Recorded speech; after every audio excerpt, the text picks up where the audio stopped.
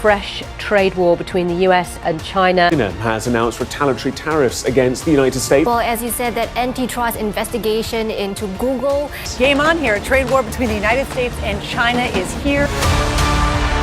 Welcome, this is Najma Minhas for GBS Deep Dive. On Tuesday at 1 p.m. local time in China, the new US tariffs of an additional 10% on the imports of all Chinese goods went into operation. At exactly 1 p.m. and 2 minutes past local time, several Chinese government bodies in coordination announced they were taking action, including increasing tariffs on different US goods and companies, which would go into effect next week on the 11th of February. The Customs Tariff Commission of China imposed 50% tariffs on US coal and LNG imports. The Commerce Ministry added several more metals to its export control list, which restricts US access to key minerals to make semiconductors, missile systems, and solar cells. And the Chinese antitrust regulator opened a probe into Google for possible antitrust violations and added the parent company of Tommy Hilfiger and Calvin Klein, PVH, to a list of unreliable entities which can be used to restrict or ban firms from trading with or investing in China. The Chinese have also said that they will take the United States to the WTO under its trade dispute mechanism. Early this morning, as the new tariffs from the U.S. went into effect, China's finance ministry says it will impose tariffs of up to 15% on select imports from the U.S. They are set to begin February 10th and will impact coal, crude oil, farm equipment, and certain cars. Chinese officials also just announced a new investigation into Google. But this is all talk, as they know as well. The WTO has ostensibly been ignored by the United States since Trump's own first administration. Most of the measures are seen to be largely symbolic. Both sides are currently in signaling mode, as Trump described the Chinese tariffs of 10% as only being an opening salvo. If we can't make a deal with China, then the tariffs would be very, very substantial, he said. We'll see what happens, but that was just an opening salvo. If we can't make a deal with China, then the tariffs will be very, very substantial. But before we get into the latest developments, let's rewind briefly. During his first term, Trump imposed heavy tariffs on Chinese goods, arguing that China's unfair trade practices were harming American industries. He imposed tariffs on Chinese imports worth approximately $370 billion. This led to a full-blown trade war between the United States and China. China hit back with around $185 billion of its own tariffs on US goods. And it caused higher prices for American consumers and definitely made life difficult for businesses who struggled with rising costs. My last blog discusses in detail the economic impact that tariffs impose on Americans and global trade. Please do watch it. Trump has now realized that tariffs are a stick, and he uses it if he can't get what he wants. It's no longer exclusively about the trade deficit with the United States. He showed this with Canada and Mexico when he rained down hard on them with across-the-board 25% tariffs to get them to act on drugs and illegal migrants. Similarly, the 10% he has imposed on China is just the first strategic move in this chess game that he's playing with President Xi Jinping. There are three things that he desperately wants from China and needs from China. Whether China will deliver on any of these demands is to be seen. I hope you will subscribe to the channel and share the video. Your engagement with its content helps YouTube to decide to show it to others as well. President Trump likes playing the agent of chaos. He played the dangerous game of chicken with Mexico and Canada over the weekend, and luckily enough, they both blinked. The president will be implementing tomorrow a 25% tariffs on Mexico, 25% tariffs on Canada, and a 10% tariff on China for the illegal fentanyl that they have sourced and allowed to distribute into our country, which has killed tens of millions of Americans. These are promises made and promises kept by the president. Markets crashed at the opening bell on Monday after the weekend news of the Canadian, Mexican, and Chinese tariffs imposed by the US and the fears of a potential trade war hit stocks throughout the world. Oil prices rose and most currencies weakened against the dollar. Then, just as suddenly, the clouds over the markets cleared as the news started filtering out that the 11th hour that the tariffs had been put on pause for 1 month for Canada and Mexico. We've agreed to talk and consider various other things. We haven't agreed on tariffs yet, and maybe we will, maybe we won't. Within 24 hours of Trump's announcement of tariffs on Canada and Mexico, both countries' leaders had blustered and bluffed about what they intended to do as a response. And they were on the negotiating table with Trump over what they needed to do so that the Americans would put a brake on the tariffs. Ms. Sheinbaum, the Mexican president, agreed to deploying 10,000 soldiers to her country's northern border to help stem the flow of fentanyl and illegal migrants into America. Mr. Trudeau said that the Canadian government would strengthen its border controls, including by launching a new joint strike force with the Americans to stop fentanyl trafficking. It's not surprising. Over 75% of Canadian exports and over 80% of Mexico's exports go to USA. It was always clear from the beginning that they had very little option. China, on the other hand, is a behemoth.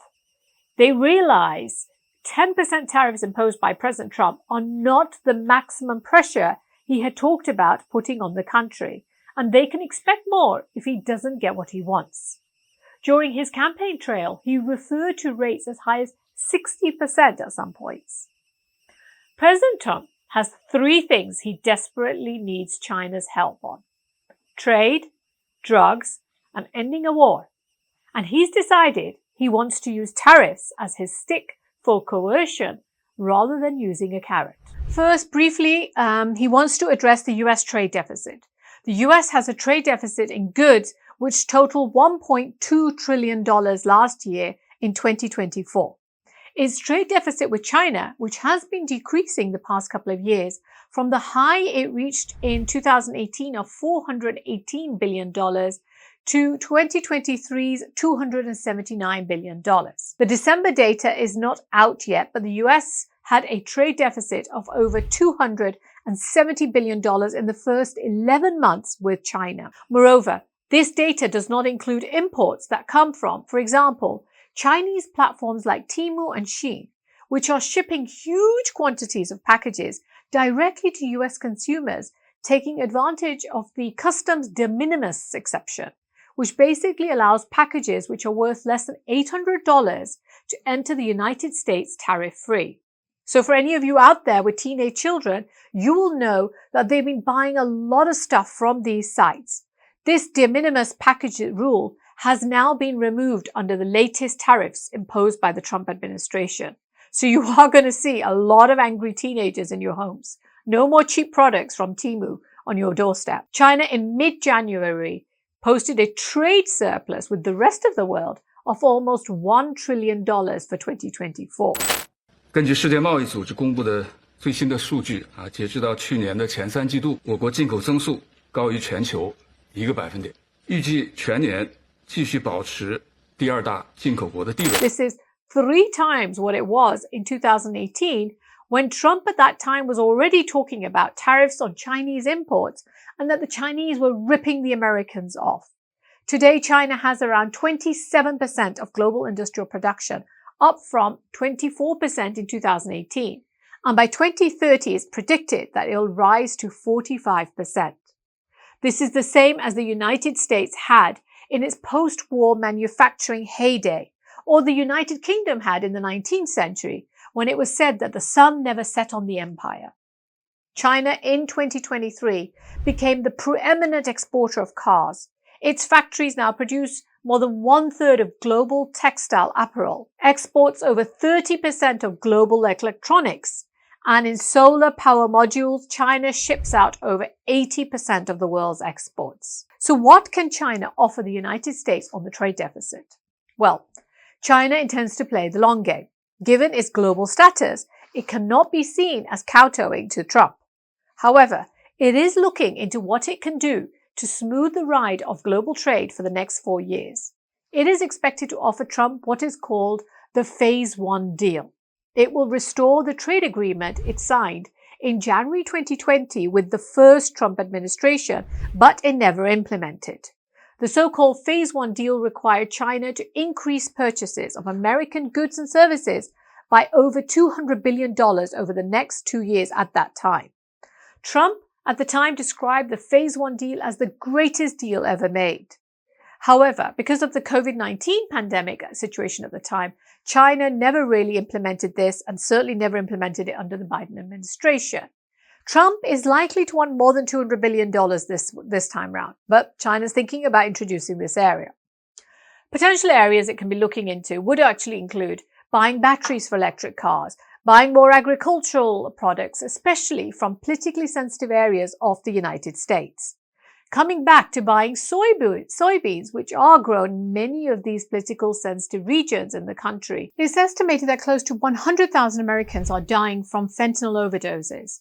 Fentanyl is a synthetic opioid that is up to 50 times stronger than heroin and 100 times stronger than morphine. Even in small doses, fentanyl can be deadly. And it's estimated that as little as 2 milligram dose of fentanyl, roughly the size of a pencil tip, can be fatal. It is a medically prescribed substance in the United States, which is used to treat patients with chronic severe pains or severe pains following a surgery. Now, illicit fentanyl is basically fentanyl which is mixed with other illicit drugs to increase the potency of the drug.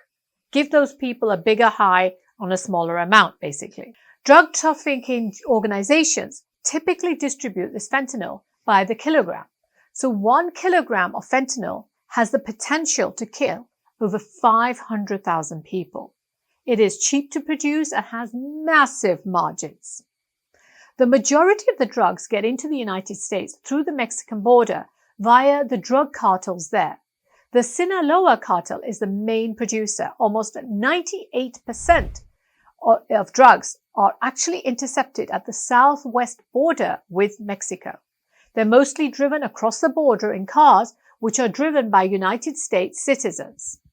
Less than 1% of drugs are seized across the northern US border with Canada.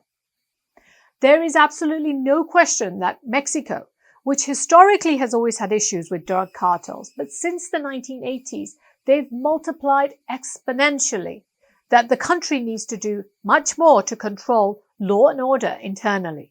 However, the chemicals used to make fentanyl are taken from China by the drug traffickers and turned into this finished product in labs in Mexico before they smuggle it across the border into the United States. China produces over 44% of the world's active pharmaceutical ingredients, known as API, followed by India at 20%. Hence, China's role in this blame. On the campaign trail, Trump vowed that to tariff the hell out of China unless it helps to stop the flow of illicit drugs into the United States. It's going to be so tough, and if a country is not going to behave, we're going to tariff the hell out of that country because we know Trump is showing that he takes this seriously. In fact, he invoked the International Emergency Economic Powers Act, which empowered him to enact the tariffs he imposed, including the 10% on China. Otherwise, he has to go through Congress to get tariffs approved. His aides went on TV and said that the tariff increases should actually be seen as part of a drug war and not a trade war. When imposing the tariffs, Trump said that we have big deficits, as you know, with all three of them. And in one case, they're sending massive amounts of fentanyl, killing hundreds of thousands of people a year with the fentanyl. And in the other two cases, they're making it possible for this poison to get in. You know, when they let, I think the real number is 15, 16 million people into our country, when they do that, we got a lot of work to do. They're poisoning the blood of our country. That's what they've done. Chinese, in response, have called it an American problem and told the country to do more on its borders to stop illegal drugs. China has been working on curtailing illegal use of fentanyl for several years now. In 2019, it classified fentanyl as a controlled narcotic and later added some of the other chemicals that are used to make it to the list. China needs to crack down further on the supply chain that sells the precursor chemicals that go into producing the drugs. Each time it imposes regulations over the chemicals that can be sold, the sellers slightly alter the chemical composition to get around the regulations. The country also has thousands of small chemical producers, independent producers, which makes it very difficult to strictly regulate and monitor the industry. However, last week, China announced that it had arrested a long-time producer of chemicals used to make fentanyl, and it will probably do many more of these counter-narcotic actions to meet Trump's demands on fentanyl. However, while China remains the main source of the chemicals used to make fentanyl, the DEA, the Drug Enforcement Agency in the United States, has also identified India as an emerging major source for these chemicals. So the problem ultimately cannot be solved at the chemical level. It has to be addressed by attacking the drug cartels whose supply chain and consumers' access to it in the United States. President Trump has said that he intends to declare the drug cartels as terrorist organizations, which is a great idea and will probably have the biggest impact in controlling fentanyl into the country. Now, finally, very briefly, as I will be making a separate and a longer vlog on this, Trump's third lead from China. Well, Trump would like China to also help him resolve the Russian-Ukrainian war. In his very bombastic style, he had promised to resolve and end the war within a day when he comes to office. Well, it's been over a day now, and the war has not ended. So Trump is still keen to do it and take that credit very quickly. President Trump's remarks to business leaders in Davos at the end of January, he said that hopefully China can help us to stop the war with, in particular, Russia and Ukraine. There is an idea that's been floated, which is that President Xi Jinping could play a role in which he could invite Putin, Zelensky, and even Trump to Beijing for talks to hold a peace summit in China. Don't forget to subscribe and hit the bell icon to stay updated on this channel. I'd love to hear from you. What are your thoughts? Do you think using tariffs will get China to do what Trump wants? Drop your comments below and have a great day.